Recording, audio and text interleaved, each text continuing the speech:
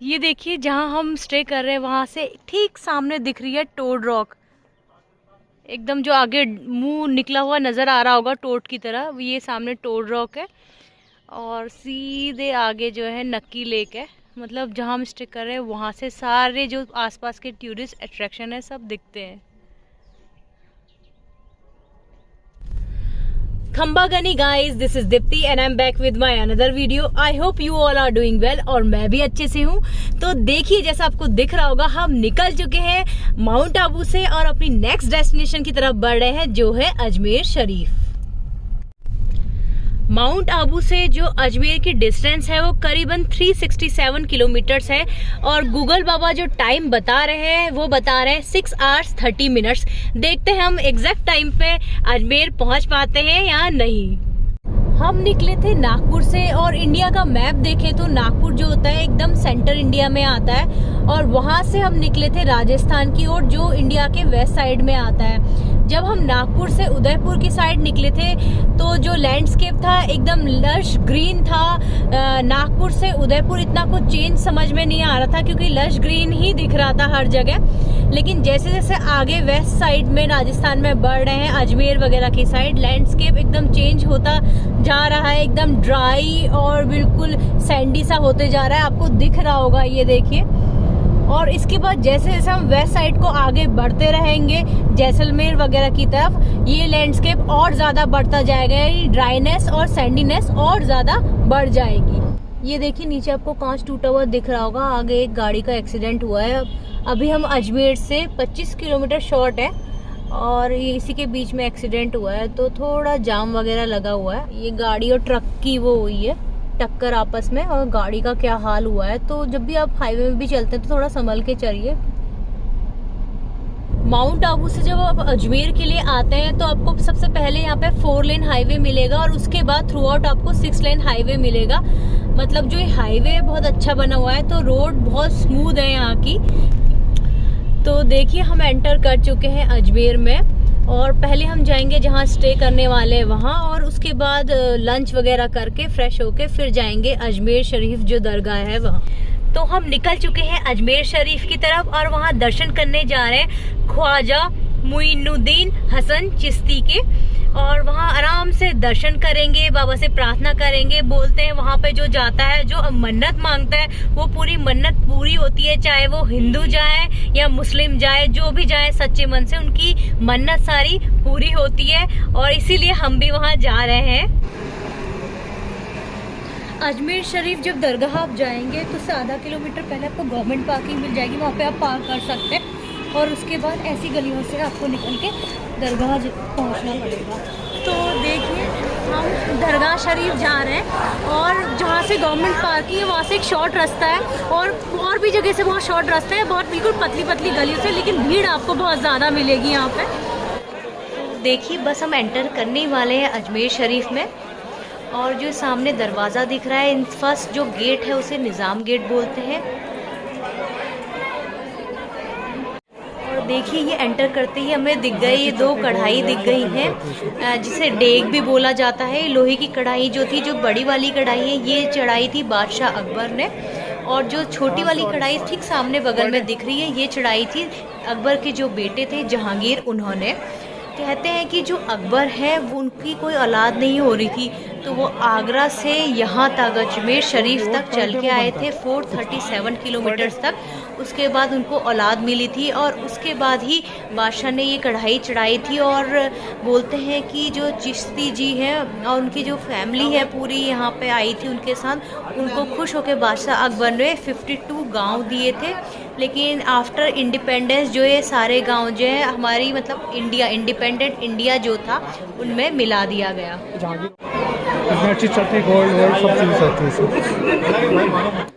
यहाँ पे आप बहुत लोगों को ब्लैक कलर की एक कैप यानी काली टोपी पहने हुए देख रहे होंगे। ये टोपी पहले यहाँ नहीं चलती थी, पहले सफ़ेद रंग की ये टोपी चलती थी। ये काली टोपी आई थी जब जो रामपुर डिस्ट्रिक्ट है वहाँ के नवाब आए थे यहाँ और 80 साल की उम्र में उन्हें औलाद मिली थी, तब से ये टोपी यहाँ आई है और तभी से लोग पहनने लगे हैं। पहली बार तब आई थी कैप, वो पहली बार तभी आई थी। हाँ 80 साल की उम्र औलाद हुई थी उनकी। किसकी? रामपुर का नवाब ख्वाजा जी के लिए बोला जाता है कि वो एक फिलोसफर थे और लोगों की मदद भी किया करते थे और मैनकाइंड के लिए उन्होंने बहुत कुछ किया है। उनके पास चाहे कोई हिंदू मुस्लिम कोई भी चले जाए वो सबकी मदद किया करते थे। उनके लिए हिंदू और मुस्लिम सब बराबर थे और वो सबको यही संदेश देते थे कि आप लोग मिलजुल कर रहिए। आज भी ख्वाजा साहब की दरबार में जो कोई भी जिस मन्नत को लेकर आता है वो मन्नत उन सब की पूरी होती है। इस दरबार पे तो हर कोई झुका है आपको। हाँ जी। किन्नर को ला दो ये दरबार से, किन्नर की भी लात नहीं, किन्नर की ये ऑफिस है दरबार का। आप जो अभी करते हैं। मेरा नाम सैयद मोहम्मद नियाज चिश्ती है, दरबार के खादिम लोग हैं। पुराना जो आप परिचय दे रहे थे ना अपना, हम गरीब नवाज के घराने के लोग हैं, सैयद लोग हैं। ये दरबार 900 साल पुराना दरबार है। कोई भी आएगा हम उसको दर्शन कराएंगे। खादिम लोग हैं, दुआ करने दुआ को लोग हैं हम। सरकार सबका बेड़ा पार करें। इस्लाम में सबसे ऊंचा घराना जो है मोहम्मद साहब का है। मोहम्मद साहब के हुक्म से बाबा जी दरबार हिंदुस्तान में आए कि उस टाइम पूरा हिंद हुआ करता था। ये हिंदुस्तान में पूरे हिंद में सबसे बड़ा दरबार है साउथ एशिया में। ये अल्लाह के महबूब के घराने के लोग हैं। ख्वाजा साहब की दरबार के लिए बोला जाता है इसे गयासुद्दीन खिलजी ने बनाया था और इसके बाद हुमायूं ने इसे और बड़ा बनाया था।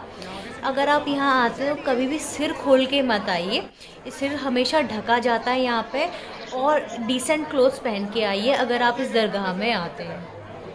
अजमेर शरीफ के लिए बोला जाता है कि ये सुप्रीम कोर्ट है सारे जितने भी दरबार हैं उनका। दरबार होते हैं ये सब उधर होते हैं, 10 दिन के फंक्शन होता है, बहुत धूमधाम से बनते हैं यहाँ पर। ख्वाजा ने जब लास्ट टाइम पर्दा दुनिया से पर्दा ले आता है जब उसको उधर से बोलते हैं, सालाना बनता है वो। लाखों पब्लिक आती है यहाँ पर, अपन खड़े नहीं हो सकते, इतनी पब्लिक आती है। अभी अगले महीने उरस है, ये महीना छोड़ के 1 महीने पहले आ गए। चलो अगली टाइम सरकार आपको और बुलावें। सरकार आप आशी को आप खुश रखें और जो भी आ रहा है सबको खुश रखें, आपकी दिल की ख्वाहिश पूरी करें। अल्लाह के प्यारों के सदके गरीब नवाज तमाम परेशानी दूर कर दो सरकार। हमारा यही काम है, दुआ का काम है। बोला ना आप, हमारा दुआ काम है। जो भी लोग आते हैं ज़ाहिरीन, जो भी सरकार के आशिक हैं, आप सब सरकार के आशिक को आपको तकलीफ नहीं होना चाहिए। आपकी तमाम परेशानी दूर हो गए। कभी आप कॉल कराओ, मुझे कॉल करके दुआ कर सकते हो। सरकार आपका बेड़ा पार करे। जी 2.5 दिन का झोपड़ा है, एंटीक है। आपको मैं जाना है? आइए आपका जॉब पुलिस वगैरह में? हाँ जी। चलो आपको ख्वाजा की इज्जत से नवाजा।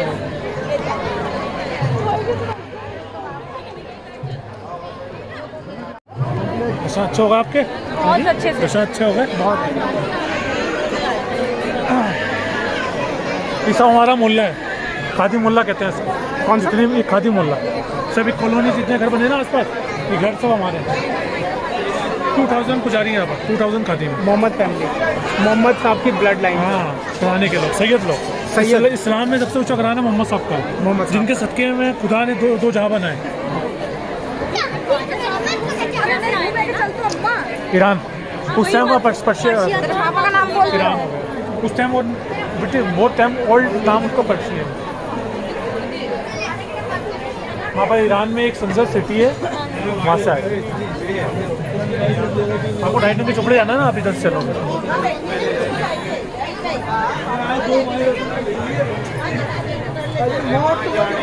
ये दरबारों का सुप्रीम कोर्ट है हिंदुस्तान में। दरगाह बहुत है, दरबार बहुत है हिंदुस्तान में, मगर सबका सुप्रीम कोर्ट है, सबसे बड़ा है। ये छोटा मदीना है। हाँ, के बोलते कि मदीना के पास सेकंड जो पवित्र बोलते हैं जिस स्थान को यहीं पे। मदीना शरीफ में इस्लाम में एक बार कंपलसरी है, उसको जाना बहुत कॉस्टली होता है, हर कोई नहीं जा सकता है। और नेक कमाई से जाना अलाउ है वहाँ पर। और गैर मुस्लिम जो है मदीना मक्के के अलावा पूरे सऊदी अरब में अलाउ है, कल 2 जगह अलाउ नहीं है। तो जो वहाँ जाने की चाहत रखता है वहाँ नहीं जा सकता है, तो ना आ सकता है। छोटा मदीना, मैंने सुना छोटा मदीना है। ये मोहम्मद साहब के लगते जिगर है। अच्छा, पूरी लाइफ टाइम में एक बार जाना है। कंपलसरी है। अच्छा। मगर उसके नेक कमाई से, गलत पैसा जो होता है ना, किसी का छीन के करके, उस पैसों से अलाउ नहीं है। उससे नहीं, बस नेक कमाई से जाना है। अपनी मेहनत से। और जिनके पास पैसे ऐसे नहीं होते वही जला सकते हैं, उनको माफ़ है। जैसे आपके बच्चे हैं, उनकी शादी नहीं हो रही, तो आप पे हज कंपलसरी नहीं है। पहले बच्चों की शादी करो, फर्ज से अदा हो, फिर हज करने जाओ। इस्लाम में बहुत छूट दे रही है।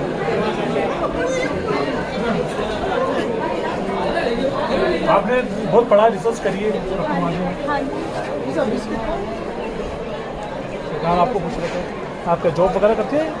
पहले करती थी, अब नहीं करती, शादी के बाद से छोड़ दी।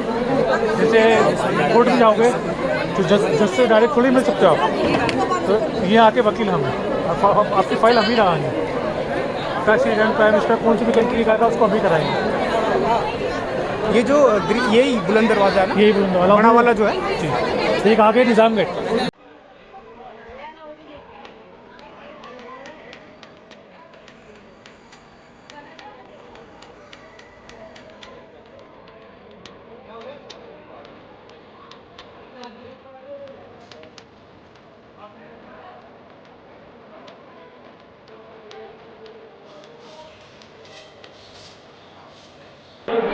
जहांगीर वाला, प्रसाद बनता है, हाँ, जहांगीर वाला है। ये 51 है, उसका हाफ है।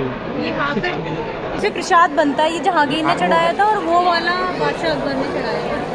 मुझे सामने इन दोनों में प्रसाद बनता है। वो डबल है, ये हाफ है। ये हाफ है ना। यहाँ पर और कोई भी काफ़ी सब बनते हैं। ये रोज पर डे बनती है। हाँ, ये आप यूट्यूब पे देखोगे ना, देखकर आप बनते ही बता देंगे कैसे बनती है। नीचे आग लगती है।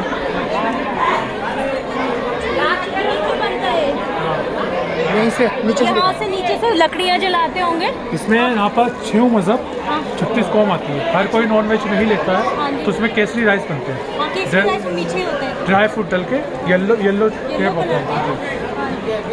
यूट्यूब पे आप सर्च कर लेना, यूट्यूब पे बनती है, सब बताते हैं कैसे बनते हैं, क्या होता है। अच्छा, इसको बनाना भी बहुत बड़ी, इतने बड़े बर्तन को बनाने में बहुत बड़ी कला है। हाँ हाँ, बहुत बड़ा पड़ता है। ये भाई बेटे ने चलाया, बाप ने चलाया। हमारे नाम उसने 52 गाँव नाम करे हमारे। अब गवर्नमेंट ने कब्जा कर लिया हमारे नाम 52 गाँव करे हैं सरकार के गुलाम में। उनके वो है ना। हाँ, हमारे ही मतलब हम 2000 लोग हैं। समझा ना बात को। हाँ जी, हाँ जी। तो फिर अभी गवर्नमेंट चेंज हुई, हाँ, गवर्नमेंट बनी, तो पूरा उसमें चलेगा। 52 गाँव। अच्छा, बादशाह अकबर ने 52 गाँव जो चिश्ती उनके जो थे ना सारे, वो आगे की जनरेशन, उनके मतलब नाम किए थे, खुश हो गए जब उनका बेटा हुआ। अभी भी एक ऐसा भंडारा बनता है यहाँ पर जो मीठा बनता है, जो का वो अकबर बादशाह की तरफ का बनता है, वो अंदर बनता है, वो भी पर डे बनता है। वो जो का होता है, उससे कैंसर तलक से हुए थे। हाँ, प्रसाद है वो, जो का वो अकबर बादशाह की तरफ का है। तो अकबर बादशाह उस टाइम मालिक था सरकार की उसकी, तो वो चेंज हुई, तो फिर गवर्नमेंट आई, उसने भी चालू रखा। अभी गवर्नमेंट की तरफ से बनता है।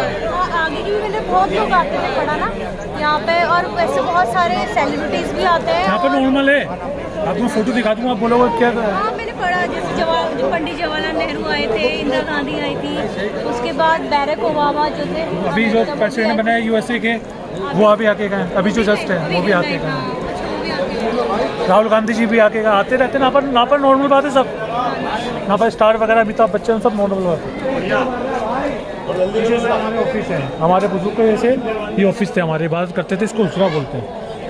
हुजरा उर्दू वर्ड होता है, इंग्लिश में ऑफिस समझ लो।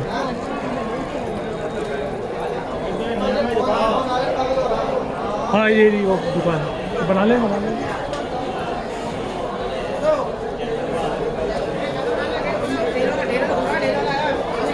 ये बनाया शाहजहाँ बादशाह ने, सेकंड गेट, कल्बी गेट। क्या अल्वी गेट? कल्बी गेट ये शाहजहाँ जो उन्होंने बनवाया।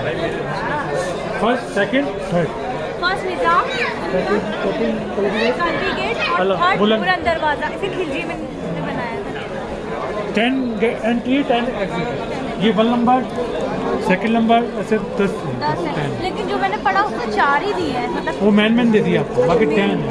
ये मैन ये दे दी होंगे, बाकी 10 एग्जिट है, 10 एंट्री। और अच्छा, वो देख लेते हैं आगे। ये कैरी बैग दिला दूँ आपको, कैरी बैग तो है। बस दीदी, इसमें डाल।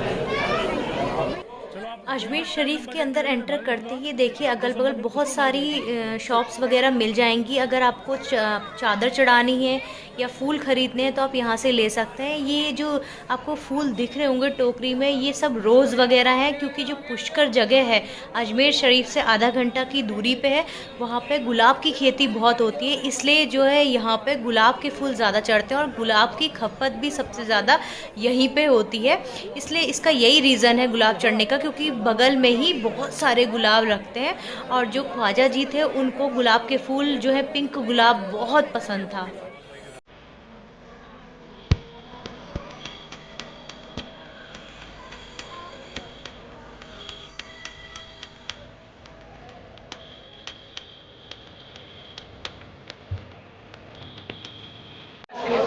तो अब हम जा रहे हैं अपनी नेक्स्ट डेस्टिनेशन की तरफ, जो है 2.5 दिन का झोपड़ा।